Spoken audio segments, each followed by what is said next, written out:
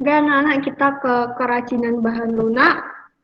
Apa itu kerajinan bahan lunak? Jadi anak-anak, bahan lunak itu ada dua, yaitu bahan lunak yang sifatnya alami dan bahan lunak yang sifatnya buatan.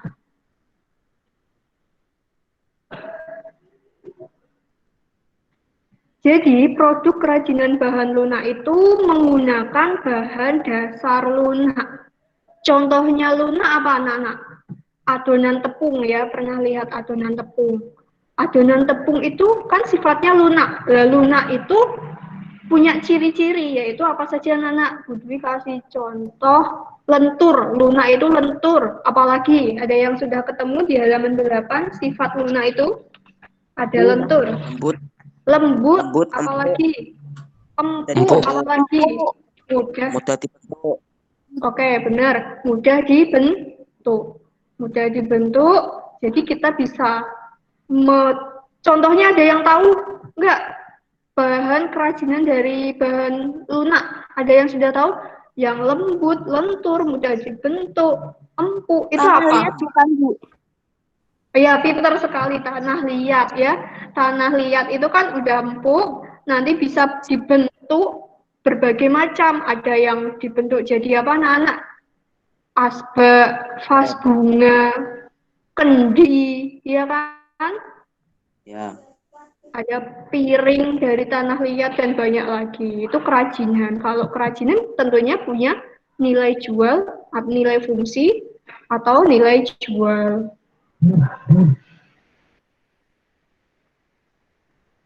Oke, bahan lunak itu ada bahan lunak alami dan bahan lunak buatan. Bahan lunak alami, anak-anak, itu bisa diperoleh atau tersedia di alam sekitar. Berarti yang menciptakan Tuhan, anak-anak. Kita sudah disediakan dan kita bisa mencarinya atau memperolehnya di alam. Contohnya ini, anak-anak, benar tadi yang kalian katakan adalah tanah liat. Lalu ada kulit. Bahan lunak dari kulit. Contohnya kulit apa, anak-anak? Sapi. Benar, benar sekali. Kerajinan dari kulit sapi. Dibuat apa itu kulit sapinya? Buat kendang. Gendang, terus beduk, terus apa lagi? Alat-alat rebana. Alat-alat rebana, ini yang jawab anak-anak rebana ya, pasti ya sudah merasakan. Benar, alat-alat rebana, apalagi anak-anak? Biasanya ada figura tulisan Allah, Muhammad, kayak gitu ya, itu ada tulisan ayat kursi, itu juga dari kulit sapi. Kulit apa saja biasanya? Kulit, jenis kulit hewan yang biasa digunakan kerajinan. Ada kulit sapi, ada kulit apa lagi, anak-anak? Yang dibuat kambing, yang dibuat tas-tas. Biasanya tas. Kulit ular. Ular ya, apalagi? Yang tajam-tajam itu kulitnya itu apa itu? Landa. Terlalu kecil, yang bisa di air, bisa di darat. Buaya. Oh ya, buaya, pintar. Biawak bisa dibuat kerajinan, anak. Biawak kan termasuk hampir langka ya, sudah jarang kita temui. Lalu ada getah. Getahnya tuh ini seperti pohon karet ya, getah dari pohon karet itu bisa dibentuk kerajinan juga. Tapi di daerah kita tidak ada getah ya, jadi kita tidak praktekkan. Bubur kertas, anak-anak. Jadi kertas kalian yang daripada nanti dijual, digelokan, nanti kertas ulangan nilainya 50, 90, kebaca, dibungkus makanan, mending kalian buat kerajinan dengan cara apa? Dihancurkan, diberi air, diberi lem, nanti bisa dibuat figura. Ini floorclay itu adonan tepung.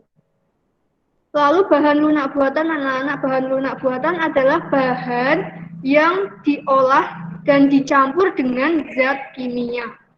Jadi awalnya keras, biar lunak, maka dicampur dengan zat kimia sehingga menjadi lunak.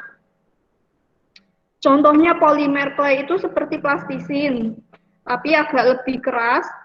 Gips tahu ya, yang biasa buat hiasan rumah atau patung.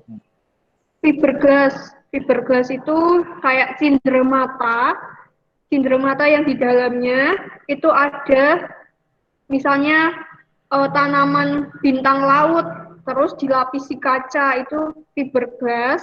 Lilin, ini anak-anak contohnya lilin yang dibuat kakak kelas kalian. Sabun yang diukir lalu spons.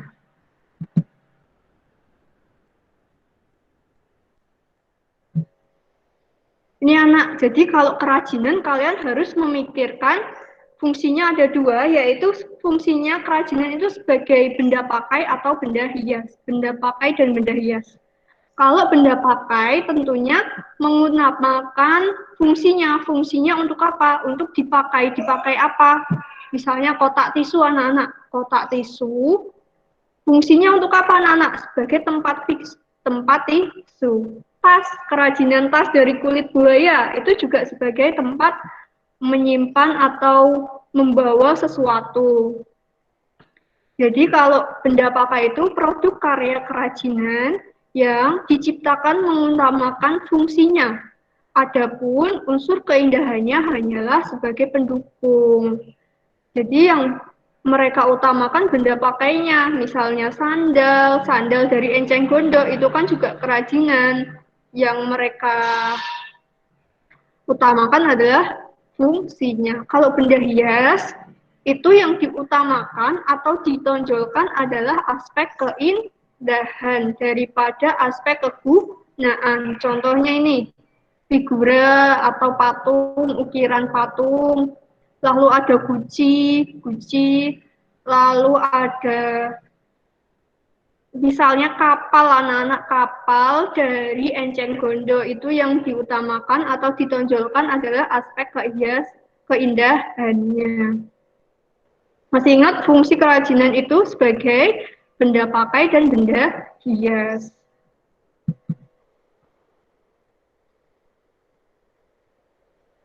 Besok kalau kalian merancang kerajinan, kalian harus mengetahui kegunaannya.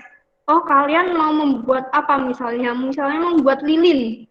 Kegunaannya untuk apa? Ya, kegunaannya mengutamakan nilai praktis. Dapat digunakan sesuai dengan fungsi dan kebutuhannya. Contohnya mangkuk untuk wadah sayur atau lilin. Kalian membuat kerajinan, kegunaannya apa? Oh, asal buat aja nggak tahu manfaatnya, ya itu bukan kerajinan. Anak-anak kerajinan kalian harus tahu manfaatnya atau kegunaannya. Lilin sebagai hiasan bisa, sebagai alat penerangan kalau sedang mati lampu atau listrik padam saat malam hari juga bisa. Lalu kenyamanan, comfortable. Comfortable itu tentunya menyenangkan dan memberi kenyamanan bagi pemakainya. Contohnya cangkir dengan pegangan. Biar nyaman digunakan, lilin ini menggunakan apa anak-anak? Menggunakan wadah gelas agar bisa nyaman digunakan. Kalau hanya lilinnya aja dilepas, nanti melelehnya lebih jelek, nanti meleleh semua. Kalau di dalam gelas ini akan lebih nyaman untuk menyalakannya. Kadang kan ada yang tidak simetris, kadang ada yang masih miring juga ada. Lalu keluasan, memiliki serasi antara bentuk dan wujud benda dengan nilai gunanya. Contohnya sepatu sesuai dengan anatomi dan ukuran kaki. Jadi kalau kalian mau membuat kerajinan, kalian harus tahu ini sesuai nggak. Mau membuat lilin itu bentuknya yang sesuai seperti apa. Boleh kan lilin yang bentuknya bunga, boleh lilin yang bentuknya seperti ini, menyerupai gelas juga boleh. Itu yang umum gitu ya. Keamanannya tidak boleh membahayakan pemakainya. Contohnya, piring dari serat kelapa harus mempertimbangkan zat pelapisnya dan warnanya yang tidak berbahaya. Kalau memberi warna lilin hias, itu pastikan ketika dibakar itu tidak akan tercium bau yang menyengat atau menimbulkan keracunan gitu. Pastikan jangan pewarna yang bisa menimbulkan keracunan ketika dibakar, misalnya pilok. Pilok itu kan menyengat sekali, apalagi ketika terbakar itu akan sangat menyengat. Keindahan, biar mempunyai daya tarik yang lebih dibandingkan benda yang biasa saja. Jadi daya tariknya itu ornamen, hiasan, bentuk, dan bahan baku. Biar menarik, lilinnya dikasih apa? Dikasih warna-warni gitu.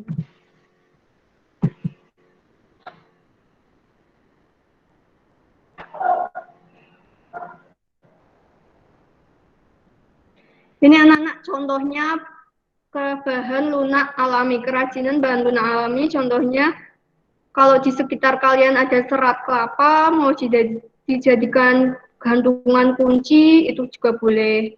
Kalau di sekitar kalian ada tanah liat, mau dijadikan asbak, vas bunga, itu juga boleh. Ini contohnya dari tanah liat. Tanah liat dijadikan vas bunga seperti ini. Biar menarik, diberi ukiran seperti ini. Ini jadi contohnya dari tanah liat. Lalu ada vas. Vas itu kerajinan dari pelepah pisang. Bisa vas bunga, pot bunga. Ini bisa. Atau tempat pensil juga bisa. Dengan cara apa? Pelepah pisang, serat pisang yang sudah kering, kalian bisa kepang, terus kalian lilitkan di benda. Misalnya benda yang menyerupai kaleng gitu, terus dililitkan, jadilah vas bunga atau pot bunga juga boleh. Ini anak-anak forklay itu kerajinan dari adonan tepung diberi air, diberi lem, lalu dibentuk sesuai animasi yang kalian inginkan dan diberi warna. Itu forklay. Kelemahan forklay adalah karena tepung itu bahan alami, makanya lebih mudah berjamur. Kalau kalian makan mendoan, kalian biarkan lama itu kan adonan mendoan itu kan akan berjamur sama kayak forklay. Biar ini kelemahannya. Yang terakhir adalah kerajinan bahan lunak buatan.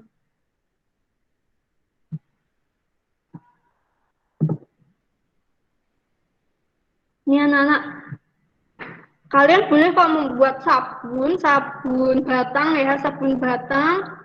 Kalian buat kerajinan dibentuk bunga boleh, dibentuk animasi atau karakter yang lain, public action juga boleh, public figure public action ya, itu ya yang seperti robot-robot juga boleh. Ini gips, patung dari gips. Ini nggak usah kalian praktekkan kalau bahan dasarnya gips, karena lebih susah dicari ya, atau memerlukan biaya yang lebih. Ini lilin anak-anak, lilin yang seperti kakak kelas kalian buat tahun lalu. Mereka membuat lilin hias warna-warni.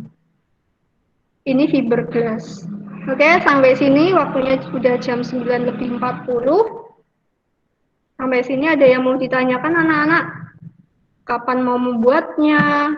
Habis ini kita ngapain, Bu? Habis ini hari ini kalian teori aja anak-anak. Kalian sudah punya gambaran, oh ini membuat kerajinan ya. Jadi saya harus mempersiapkan apa saja. Ini contohnya lilin hias dari kakak kalian. Sebentar, ada contoh lain.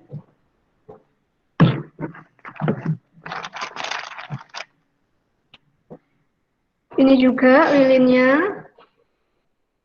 Ya, ini contoh lilin yang dibuat kakak kelas kemarin. Caranya mudah anak-anak.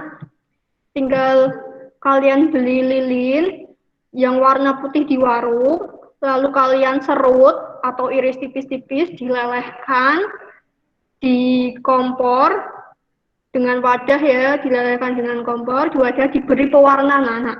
Pewarnanya apa? Pewarnanya mereka menggunakan krayon.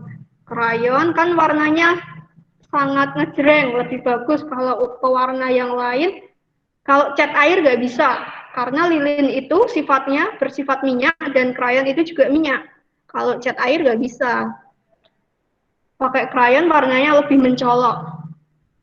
Terus tiap layer, jadi mereka membuat adonan, dikasih krayon, terus dilelehkan, terus dituang. Kalau sudah rata dituang, sampai mengeras, ini layer pertama. Lalu layer kedua, mereka membuat lagi, diiris tipis-tipis, dikasih krayon, sampai meleleh, sampai rata, baru dituang. Ini lapisannya. Lebih rata, lebih cantik, pakai wadah yang mereka punya. Ya paling bagus ya pakai gelas.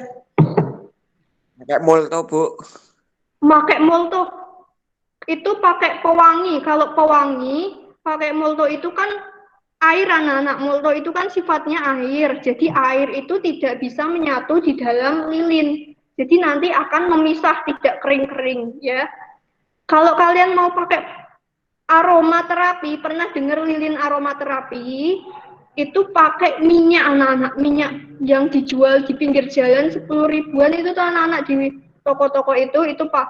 Mereka tetesi dengan minyak yang mereka sukai, ada yang dikasih lemon, minyak lemon, ada minyak wangi lavender, apel, seperti itu. Sampai sini ada yang mau tanya? Tidak, Bu. Tidak, sudah paham? Sudah punya gambaran? Jadi, kapan kalian melaksanakan tugasnya? Melaksanakan tugasnya kemungkinan besar adalah akhir Januari atau awal Februari nanti. Jadi, kalian sekarang mempersiapkan dulu aja bahan-bahannya. Oh ini, berarti kan butuh wadah, butuh lilin, dipersiapkan dulu aja. Karena nanti Budi akan memberi contoh cara membuat lilin hias. Bu, saya nggak mau membuat lilin, tapi saya mau membuat vas bunga seperti ini. Vas bunga, boleh, tapi beda ya antara tanah liat sama tanah lempung. Kalau tanah liat itu teksturnya lebih padat ya. Kalau tanah lempung nanti mudah pecah, mudah hancur. Kalau terkena sinar matahari ketika dipanaskan itu pecah. Ini tanah liat. Bu, saya mau buat dari serat kelapa karena di daerah rumah banyak serat kelapa. Boleh. Yang itu, jadi kan kalian sudah bisa membedakan mana kerajinan bahan lunak alami, lunak buatan. Bu, jadi boleh milih. Boleh menggunakan alami atau buatan, boleh ya. Sampai sini sudah cukup jelas? Jelas, Bu. Oke, jelas.